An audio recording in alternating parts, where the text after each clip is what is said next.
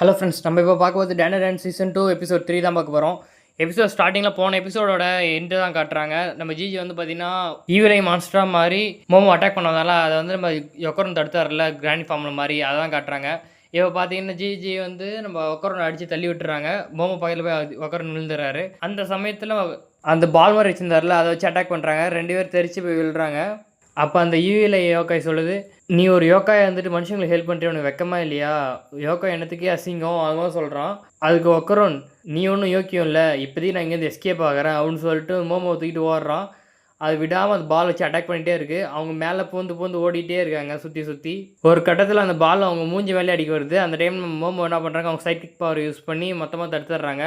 அப்படியே அந்த ஃப்ளோர் உடச்சி கீழே வந்துடுறாங்க. திரும்ப சைட் கிக் பார்வை வச்சு மேலே ஏறி அப்படியே திருப்பி ஓட ஆரம்பிக்கிறாங்க. அவன் திருப்பி ஜிஜி அட்டாக் பண்ண ஆரம்பிச்சிடுறான். ஜிஜி இல்லை ஈவில யோக்காய். அப்போ அந்த ஈவில யோக்காய் வந்து எட்டி பார்க்குது. பார்த்தா அவனை சுற்றிட்டே மேலே போயிட்டே இருந்திருக்கானுங்க. அந்த டைம் ஓமோ சொல்கிறான், ஒக்கரோன் நீ தான் என் லைஃப் சேவர், என்னை காப்பாற்றிட்டே இருக்க, ரொம்ப நன்றின்னு சொல்கிறான். அதுக்கு ஒக்கரோன், இங்கே இருக்கிறத பார்க்க எல்லாம் தப்பாகவே தெரியுது அப்படின்னு சொல்கிறான். அந்த டைம் ஃபுல்லாக மேலே ஏறிடுறாங்க. மேலே ஏறி பார்த்தா ஏதோ வந்து பார்த்தா குண்டாக இருக்குது. அதை வந்து ஏர் வந்து ரிலீஸ் பண்ணிகிட்டே இருக்குது. அதை பார்த்து மோமோ அது என்னன்னு கேட்குறான் ஒக்கரன்ட்ட. அதுக்கு ஒக்கரன் சொல்கிறான், இந்த மங்கோலியன் நெத்வாம்லாம் பார்த்தீங்கன்னா எனிமி வந்து எப்படி வேணால் வீக் பண்ணுன்னா, ஒன்று பாய்சனு கக்கும், அப்படி இல்லைனா எலக்ட்ரிக் ஷாக் கொடுத்து எனிமி வந்து வீக் பண்ணும் அப்படின்னு சொல்கிறான். எனக்கு தெரிஞ்சு அதுவாக தான் இருக்கும், அந்த பாய்சன் கக்கிறதா தான் இருக்கும் அவன் சொல்கிறான். அதுக்கு மோமோ, அப்போ அது நம்மளை ஒளிஞ்சிருந்து பாய்சன் கக்கி சாவடிக்க போகுதுன்றடா சொடா புட்டியான்னு சொல்லி கத்துறா. அதுக்கு ஒக்கரோன், நம்ம எவ்வளோ சீக்கிரம் முடியுமோ அவ்வளோ சீக்கிரம் இங்கேருந்து எஸ்கேப் ஆகணும், இல்லை நம்ம பிரச்சனை மாட்டிப்போம் அப்படின்னு சொல்கிறான். அது அப்படியே மோமோ வந்து மேலே பார்த்துட்டு, இப்போ என்ன எஸ்கேப் ஆகிறத பற்றியா சொன்ன, டே வெளில போகிற வழி எவ்வளோ ஹைட்டில் இருக்கு பாடுறா அப்படின்னு சொல்கிறா. அவர்லாம் நம்மளால் அங்கே ரீச் பண்ணவே முடியாதுன்னு சொல்லி கத்துறா. கத்திட்டு, டேய் அந்த மங்கோலியன் இடத்துல நமக்கு அது வேறு ஏதாவது வீக்னஸ் இருக்கா அப்படின்னு சொல்லி ஒக்கரன்ட்டு கேட்குறான். ஒக்கரன் அதுக்கு சொல்கிறான், அதுக்கு சன்லைட் தான் இருக்குது ஒரே வீக்னஸ்ஸு. அந்த புக்கில் என்ன போட்டிருந்தேன்னா, மங்கோலியன் இடத்துக்கும் பேக்டரிக்கும் ஸ்ட்ராங் கனெக்ஷன் இருக்குது, அதனால் சூரிய ஒளிலேருந்து வர அந்த யூவி ரேஸ் வந்து அதால் தாங்கிக்க முடியாது அப்படின்னு சொல்கிறான். அதுக்கு மோமோ சொல்கிறாங்க, டேய் அவ்வளோ பெரிய விஷயத்தை எப்படிலாம் இங்கே கொண்டு வர முடியும், அது ஃபுல்லாக ஆழத்தில் இருக்குன்னு சொல்லி கத்துறாங்க.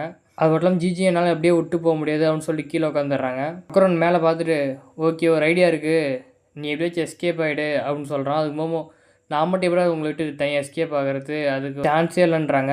அப்போ ஒக்கரன் சொல்கிறான், இல்லை என்கிட்ட ஒரு வழி இருக்குது, நீ எஸ்கேப் ஆகிட்டேன்னா அங்கேருந்து எதாவது கயிறு தூக்கி போடு, நாங்கள் அந்த வழியாக வந்துடுறோம் அப்படின்னு சொல்கிறான். இப்போதைக்கு அதான் ஒரே வழின்னு சொல்கிறான்.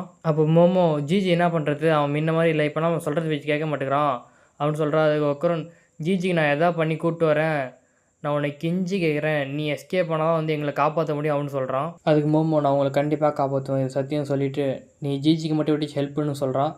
அதுக்கு ஒக்கரன் ஓகே அப்படின்னு சொல்லிட்டு, அப்போ நீ ரெடியா அப்படின்னு சொல்லி கிராணி ஃபார்முக்கு மாறுறான்.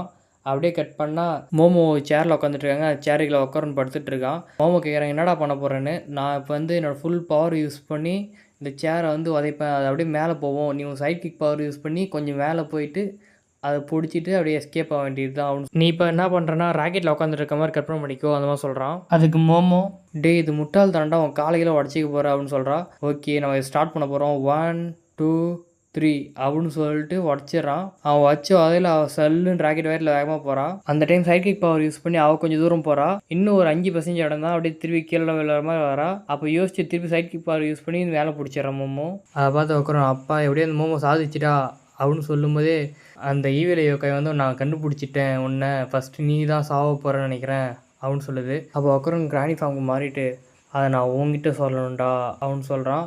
அப்படி மேலே கட் பண்ணி மோமோ காட்டுறாங்க. மோமோ பார்த்தீங்கன்னா, அப்பா இது எப்படி நம்ம பண்ணி முடிச்சுட்டா சொல்லிட்டு, எங்கடா கயிறு இருக்குது அப்படின்னு சொல்லி தேடிட்டு இருக்காங்க. இங்கே என்னன்னா எதுவுமே நீட்டான கயிறு எதுவும் இல்லை, நீட்டான பொருளும் இல்லை அப்படின்னு சொல்லி திரும்பி பார்த்தா அவங்க அந்த விண்டோ பக்கத்தில் மாட்டிருக்க ஸ்க்ரீன் துணி பார்த்துறாங்க. அதை பார்த்துட்டு வரக்குன்னு எல்லாத்தையும் சீக்கிரம் சொல்லிட்டு அது ஒன்று ஒன்றா ஜாயின் பண்ணி ஒக்கரோன் இந்தா அப்படின்னு சொல்லி தூக்கி போடுறாங்க. அதை பார்த்தா கால்வாசி தூரம் கூட போகலை. அதை பார்த்து அவங்க, அட கடவுளை எப்படா அவங்கள காப்பாற்றுது, இதுக்கு வேறு ஏதாவது வழி இருக்கும் அப்படின்னு சொல்லிட்டு கவுந்தடிச்சு படுத்துடுறாங்க. அப்போ அவங்க யோசிக்கிறாங்க, அப்போ சின்ன வயசில் ஜிஜி சொல்லியிருப்பான் மண்புழுவை பற்றி, அது ஞாபகம் வருது அவங்களுக்கு.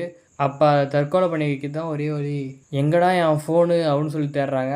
பார்த்தா அது அங்கேயே கீழே வந்துட்டு இருக்கும் போல இருக்குது. அப்போ புக்கு எதுவும் அவங்க கையில் கிடைக்கிது. அதை பார்த்து அவங்க அதை எடுத்துகிட்டு போயிட்டு கிச்சனில் கேஸை பற்ற வச்சு ஒன்று ஒன்றா கொளுத்துறாங்க.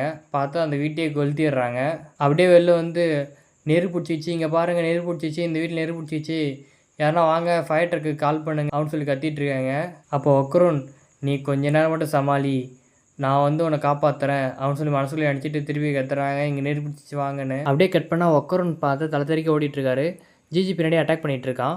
ஒக்கருன்னு பார்த்தீங்கன்னா தப்பிச்சு ஓடிட்டு தான் இருக்காரு. ஜிஜி வந்து பார்த்தீங்கன்னா ஃபுல்லாக அட்டாக் எல்லாம் பண்ணிகிட்ருக்கான். அப்புறம் 2 பேரும் மாறி மாறி சண்டை போட்டுட்ருக்க அந்த ஈவில் யோக்காய் ஒக்கருன்னு அடித்து பாதி வாயை உடச்சிடுது. அப்போ அது இந்த மாதிரி ரொம்ப சீரியஸான கேம் விளையாட தான் ரொம்ப ஆசைப்பட்டேன் அப்படின்னு சொல்லிட்டு இங்கே இருக்க மண்புழுவோட அந்த பாய்சனஸ் கேஸ் வந்து இந்த வெசலை வந்து அஃபெக்ட் பண்ண பார்க்குது. எது ஜிஜியோட உடம்பை அஃபெக்ட் பண்ண பார்க்குது. ஆனால் அதுக்குள்ளே உன் கதையை முடிச்சு நான் இங்கேருந்து எஸ்கேப் ஆயிடுறேன் அப்படின்னு சொல்லுது.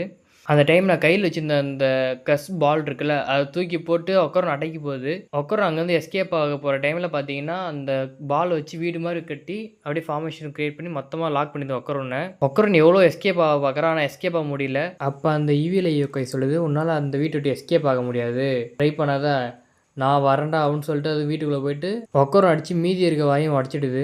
ஒக்கரம் ஒரு அடி பின்னி எடுத்துது. நடுவில் ஒரு கட்டத்தில் உனக்கு அப்புறம் மோமோ வயசை தான் நான் கொல்ல போகிறேன், கொஞ்சம் கொஞ்சமாக டார்ச்சர் பண்ணி கொல்லுவேன் அப்படின்னு சொல்லுது. அதை கேட்ட ஒக்கரம் என்னடா சொன்னேன் அப்படின்னு சொல்லிட்டு, மோமோ வயசு என்னோடய ஃப்ரெண்டு, அவளை உன்னை தொட கூட விட மாட்டேன்டா, அது மட்டும் இல்லாமல் என் ஃப்ரெண்டு ஜிஜியை அவனுக்கு திரும்ப குறா அப்படின்னு சொல்லிட்டு அந்த யூவிலேயே காயை பிடிச்சி அடி பலவலம் பழகிறான். மேலேயே வச்சு ஃபுல்லாக அடித்து நொறுக்கி அந்த ஷீல்டுமே உடஞ்சி ஜிஜி வெளில போய் விழுந்துடுறான்.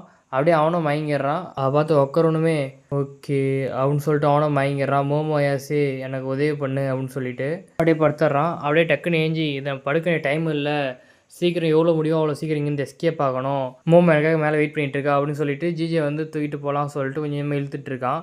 அந்த டைம் வந்து யாரோ கத்துற சத்தம் கேட்குது. அந்த டைம் கிராணி அச்சோ என் லைஃப் ஃபுல்லாக இங்கேயே நான் ஸ்பெண்ட் பண்ணுறோம் போல இருக்கே, யாரா என்னை காப்பாற்றுங்களேன் அப்படின்னு சொல்லி கத்திட்டு இருக்காங்க. அதை நம்ம உட்காரன்னு கேட்குது.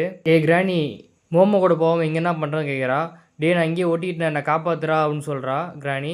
உடனே பக்கத்தில் இருக்க பழகையெல்லாம் போட்டு கிராணியை ஹெல்ப் பண்ணுறதுக்காக போகிறான். பார்த்தா ஒக்கரனும் போயிட்டு இழுக்கிறன்ற பேரில் வேகமாக இழுத்து அவரும் உள்ள போய் சிக்கிக்கிறாரு. அப்போ கிராணி சொல்கிறாங்க, லூஸு பையில என்னோடய ஃபுல் பவர் யூஸ் பண்ண வேண்டியதான்டா, ஏன்டா நான் இப்படி சிக்க வச்சிட்ருங்க, இது ஆல்ரெடி இன்றைக்கி நான் 2 டைம் ஃபுல் டாட்டில் யூஸ் பண்ணிட்டேன், அதனால் என்னால் இப்போ யூஸ் பண்ண முடியாது அப்படின்னு சொல்கிறான். அப்படியே 4 நான் சிக்க வச்சிட்டடா, மோமோ என்னை காப்பாற்றுன்னு சொல்கிறா. ஒக்கரனும் மோமோ என்னை காப்பாற்று அப்படின்னு சொல்லிட்டு அவரும் கத்திட்டுருக்காரு. அப்படியே கட் பண்ணி மோமோ தான் காட்டுறாங்க. அந்த வீடு ஃபுல்லாக தகன்னு எரிஞ்சிட்ருக்கு. அங்கே ஃபயர்மேன்ஸ்லாம் வந்து பார்த்திங்கன்னா அந்த நெருப்பை அணைச்சிட்ருக்காங்க.